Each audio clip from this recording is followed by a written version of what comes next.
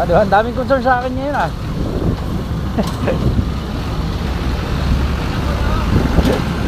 Ayan. Lapit na lang. Last time wala mo pakialam ha. Malaki na siguro yung butas. Konti na lang, bali, konti na lang.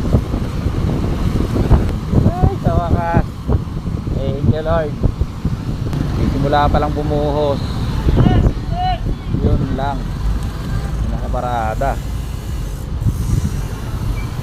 Malakas na eh. Uy.